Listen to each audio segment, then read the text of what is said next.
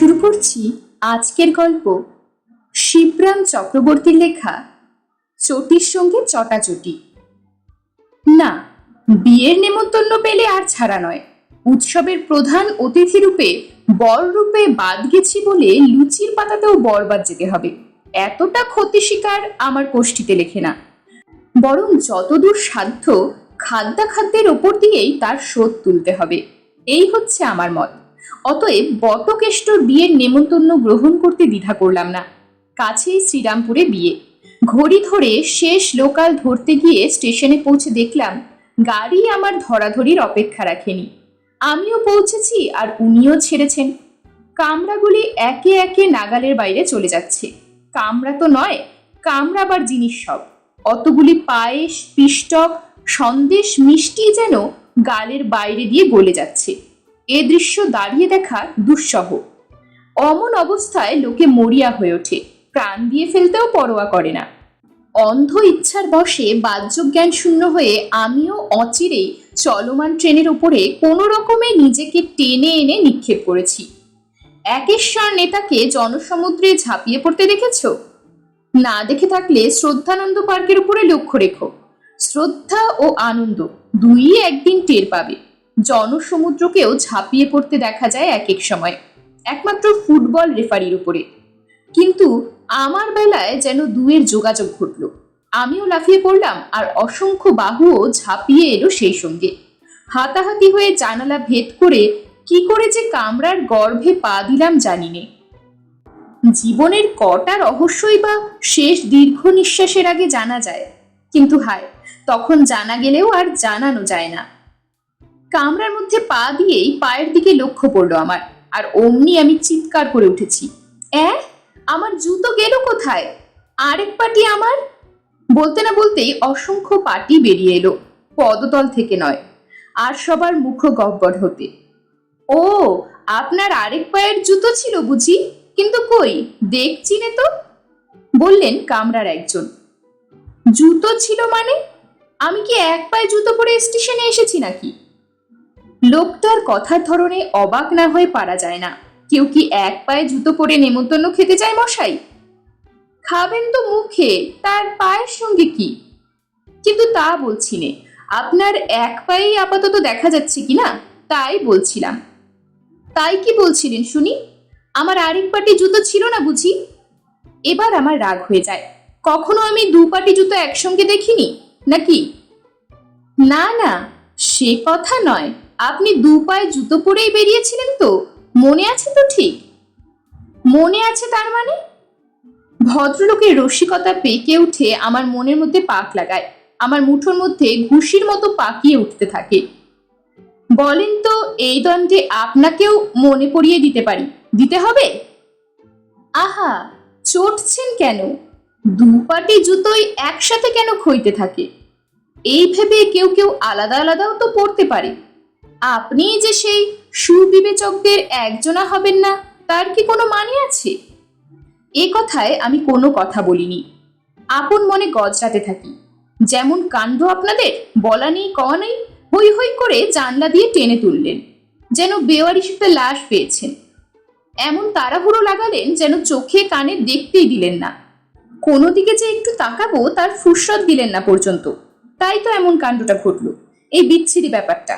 কেন মশাই, অমন করে ধরে বেঁধে টানা হেঁচড়া করে টেনে তুলবার কি দরকারটা ছিল শুনি?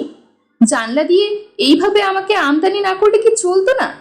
আর অমন করে অত কষ্ট করে জানলা দিয়েই বা আমি আসবো কেন? আসতে যাব কেন? কেন, আমি কি টিকিট কেটে আসিনি? নগদ পয়সায় শ্রীরামপুরের টিকিট কাটিনি নাকি আমি? আপনি নিজেই কাটা পড়তেন যে, টিকিটের মতোই কাটা পড়তেন ঠিক। গাড়ি ছেড়ে দিয়েছিল কি না? জানালেন ওদের একজন। কাটা পড়তাম, সেও আমার ভালো ছিল। তাহলে তো আমার জুতোটা এভাবে খোয়া যেত না। নতুন কেনা বোম্বে স্লিপার মশাই, 9 টাকা 6 আনা দাম। হায় হায়, তার সবটাই 9-6 হয়ে গেল। আমার দীর্ঘশ্বাস পড়তে থাকে। তার উপরে 27 পয়সা সেল ট্যাক্স আবার। কতবারই নেমন্তন্ন খেলে তবে সে টাকাটা উঠবে কে জানে। আরে মশাই, এত দুঃখ করছেন কেন? কাটা পড়লে ল্যাটা চুকে দিত ঠিকই, জুতোর শোকটা আর গায়ে লাগতো না আপনার। কিন্তু আপনার উপর ভগবানের নেক নজর থাকতে পারে তো। সেরকম থাকলে নেকের দিকে না কাটা পড়ে মানে তার করুণায় পুরোপুরি যে মরতেন, মরে বাঁচতেন, তার কি গ্যারেন্টি? নিজের পাঠা তিনি লেজের দিকেও তো কাটতে পারতেন। গলদেশে না গিয়ে মাথায় মাথায় বেঁচে তলদেশে পায়ের দিয়েও যদি কেটে যেতে পারতেন তো? অপর একজন ভয়াবহতর অঘটনের দিকে অঙ্গুলি নির্দেশ করলো। জুতা খোয়া যাওয়ার চেয়েও সেটা আরো বেশি খোয়ার হতো নাকি? আর পা খরচ হয়ে গেলে জুতো পরতেনই বা কোথায়? আরেকজনের অনুযোগ শুনতে হলো সেই সঙ্গে। পড়তুম আমার মাথায়, বিরক্ত হয়ে বলি এবং জানালার বাইরে ভ্রুক্ষেপ করি। কিন্তু এখন তাকানো বৃথা। গাড়ি কখন প্ল্যাটফর্ম পেরিয়ে লাইনের গোজামিল এড়িয়ে সিগন্যাল সমারোহ পার হয়ে লিলুয়ার পথে এসে পড়েছে। এখান থেকে সেই পলাতক স্লিপারের টিকি দেখার চেষ্টা দুরাশা মাত্র। তাহলে আর এই আরেক পাটি আগলে রেখে লাভ কি? কোনো কাজে লাগবে? পায়েও লাগবে না, লেগেও লাগবে না, মাঝখান থেকে মনে লাগবে কেবল। জুতোর কাটার মতোই খচখচ করবে মনের মধ্যে। না, তার আর কাজ নেই। অন্যটিকেও জানালা গড়িয়ে আগেরটির অনুসরণে পাঠাতে যাচ্ছি। বাড়ির সবাই হা হা করে উঠল। আহা করেন কি? অমন করে কাউকে কি তাড়িয়ে দিতে আছে? যাকে রাখো সেই রাখে। এ কথাটাও কি জানেন না মশাই? জানি বই কি, কিন্তু যে আমাকে পায়ে রাখবে না তাকে রেখে লাভ? এ বরং সামনে থাক, হারানো আরেকজনের কথা মনে করিয়ে দেবে আমায়। প্রতিপদেই আমার পুরনো শোক উতলিয়ে তুলবে, সেই কি ভালো? এই কথাটাই জুতো মতো ভাষায় জুতোর দৃষ্টান্ত সামনে রেখে জানাই তাদের। হাতের জুতো হাতেই রেখে বলি, ফেলতে চান ফেলুন, আপনার জিনিস আপনি ফেলবেন, আমরা না বলবার কে? আমরা কোনো বাধা দিতে চাইনি, আর বাধা দিলেই কি শুনবেন আপনি? তবে আরেকটার আরেক পাটি জুতো ঠিক এইভাবেই গেছিল, আর তার মালিককে একদিন হা হুতাশ করতে হয়েছিল তার জন্যে। বলছিলাম তাই, আপনাকেও না ফের সেই রকম আফসোস করতে হয়। প্রবীণ গোছের একজন ফোঁস করে উঠলেন। সেই কথা শুনে কাহিনী না শুনেই ভড়কে গেলাম আমি। হাতের জুতো হাতেই থেকে গেল আমার। শুনি তো গল্পটা। গাড়ি শুদ্ধ সবার গলা থেকে নিজের প্রশ্নটাই শুনতে পেলাম যেন। সেও ঠিক এইরকমই ব্যাপার। হাতের লক্ষ্মী পায়ে ঠেলতে গিয়ে, কিংবা সঠিকভাবে বললে পায়ের লক্ষণ হাতের ঠেলায় পড়ে শেষটায় পস্তানি। এই বলে ভদ্রলোক একটু জিরিয়ে আমাদের কৌতূহল আরো বাড়ি নিয়ে শুরু করলে তখন। শরৎচন্দ্রের নাম শুনেছেন তো? সাহিত্য সম্রাট শরৎচন্দ্র, তারই গল্প। শুরু হলো ভদ্রলোকের গল্প। শুনুন তাহলে। তার গল্প বটে, কিন্তু তার লেখা কোনো গল্প নয়। তাহলে তো তার গ্রন্থাবলিতেই পেতেন। এ হচ্ছে তার নিজের জীবনে ঘটিত এক গল্প। শিশির কুমারের থিয়েটারে শরৎচন্দ্র তার নিজেরই কি একটা বইয়ের অভিনয় দেখতে গেছিলেন। অভিনয় তো দেখলেন, অভিনয় দেখতে আর কষ্ট কি এমন? তবে কষ্টের ব্যাপার ঘটলো তারপরে। পালা শেষ হলে নিজের পামসুর এক পাটি আর দেখতে পেলেন না। পামসুর এক পাটি যাবে কোথায় আবার? পায়ের কাছাকাছি তো পড়ে থাকবার কথা, কিন্তু তার ত্রিসীমানাতেও সে নেই। কুশন চেয়ারের এধারে ওধারে চারধারে পা দিয়ে যতটা হাতড়ানো যায় তিনি তার কসুর করলেন না, কিন্তু কিছুতেই সেটাকে হাতানো গেল না। কাজেই বিরক্ত হয়ে শরৎচন্দ্র আর যে পাটিটাকে হাতের কাছে পেলেন তাকেই হস্তগত করে উঠে পড়লেন। শরৎচন্দ্রের বন্ধুরা থিয়েটারের বাইরে এসে তো অবাক। দেখা গেল শরৎচন্দ্রের খালি পা এবং খালি এক পাটি পামসু, তাও আবার তার যথাস্থানে নেই, পায়ে নয় হাতেই শোভা পাচ্ছে। অবাক হওয়ার কথাই নয় কি? এ কি দাদা, আপনার জুতো কোথায়? আরেক পাটি দেখছি না যে, চেঁচিয়ে উঠলেন একজন। আরেক পাটি শু আপনার? শরৎচন্দ্র বললেন, দেখতে পেলে শ্রী চরণেশুই দেখতে, কষ্ট করে আর এই শ্রীহস্তে দেখতে হতো না। তবে ওটাকে আর কেন হাতে করে রয়েছেন? ফেলে দিন, জুতো কারো হাতে মানায় না, আপনার তো নয়, জানালেন একজন। হাত জোড়া জুতোর ওই দৃশ্য তার একটু দৃষ্টিকটু লাগছিল। জুতোর এই অপদস্থ হওয়া হয়তো সই ছিল না তার। শরৎচন্দ্র চারধারে তাকালেন, বিশেষ করে সেই লোকটিকে দেখে নিলেন একবার, বেশ সন্দিগ্ধ নেত্রেই।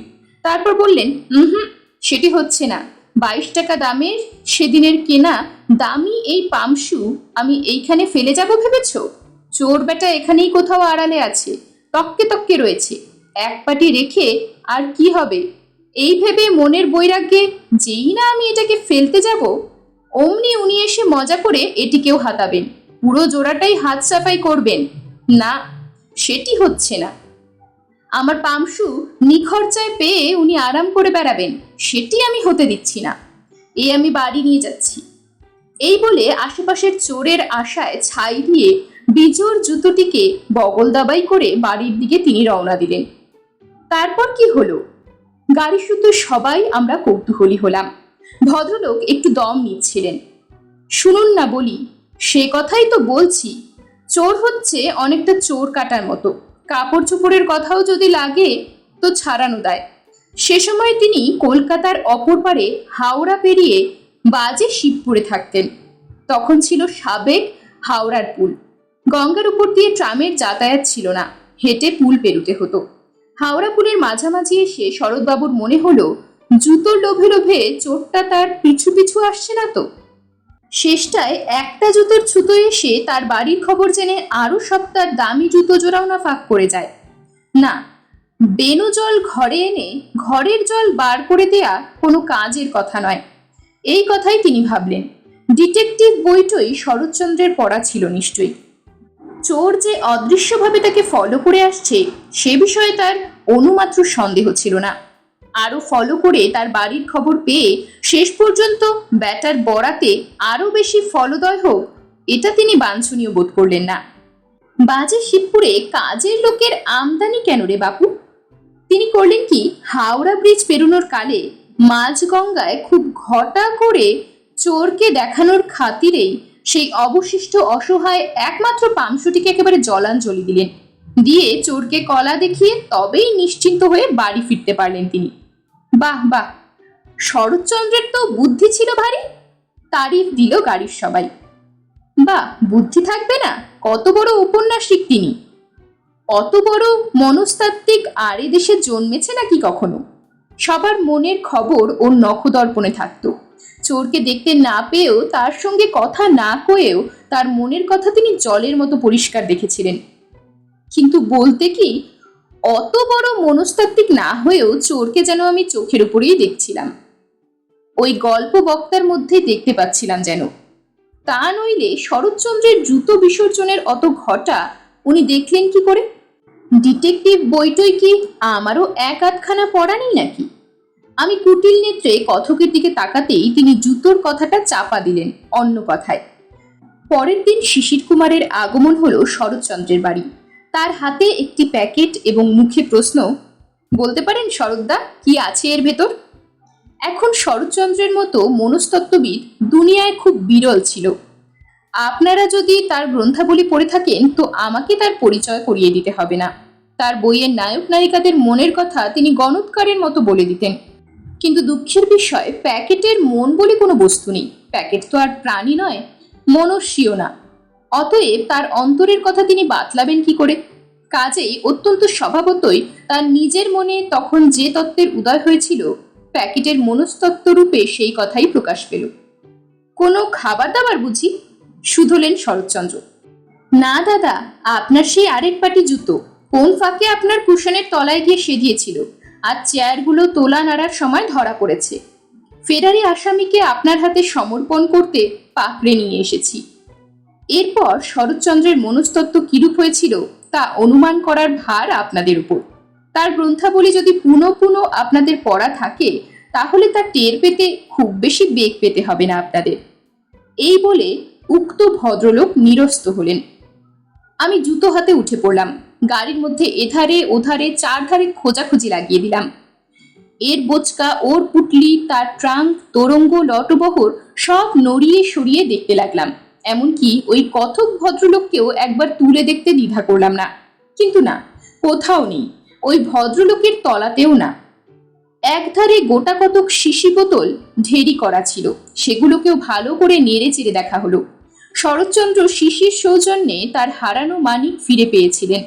আমিও যদি এইসব শিশির দৌলতে পেয়ে যাই। কিন্তু হায়, হাওড়া স্টেশনেই যে হাওয়া হয়েছে তাকে উত্তরপাড়া পেরিয়ে কামরার মধ্যে পাওয়ার চেষ্টা বৃথা। অগত্যা আর উপায়ন্তর না দেখে এবং সেই একমাত্র স্লিপারকে বারংবার দেখে দেখে অসহ্য বোধ হলো। ধুত্তর, বলে হতভাগাকে সবেগে জানলার বাইরে উধাও করে দিলাম, কারো আবেদন নিবেদন বাধা নিষেধ বাদ প্রতিবাদে কান না দিয়ে। জুতোর সঙ্গে আমার ছোটবেলার থেকে আড়ি, তাদের পরলেই আমার পায়ে ফোস্কা পড়ে। তাই আধুনিক চটি এই স্লিপারদের চিরকাল আমি ভালোবেসেছি। তার সঙ্গে এভাবে চটাচটি করবার ইচ্ছা ছিল না, কিন্তু একজনের এরকম ব্যবহারের পর আর কাহাতার ভাব রাখা যায়? যাকে বিয়ে বাড়ির যখন যাচ্ছি তখন জুতোর ভাবনা নেই, জুতোর অভাব হবে না, খালি পায়ে ফিরতে হবে না এটা ঠিক। এমনকি কপালে থাকলে শরৎবাবুর মতন দামি নরম পামশুও পেয়ে যেতে পারি। চাই কি আর? সবাই কিছু এখনো এত শেয়ানা হয়ে যায়নি যে ছেঁড়া স্যান্ডেল পায়ে দিয়ে আত্মরক্ষা করে তবে আত্মীয়তা রক্ষা করতে এসেছে। শ্রীরামপুর স্টেশনে নামলাম। ওমা, এ কি? গাড়ির পাদানের উপরে বসে ইনি কে? পলাতক শ্রীমান, সেই স্লিপারই নয় কি? চিনতে দেরি হলো না, বিদায় করেছি যারে নয়ন জলে, সেই তারই অপর পাটি। এরকমই আরো সব গল্প পেতে চ্যানেলটিকে সাবস্ক্রাইব করে দেবেন, আর গল্পটি যদি ভালো লেগে থাকে তাহলে লাইক, শেয়ার আর কমেন্ট করে দেবেন।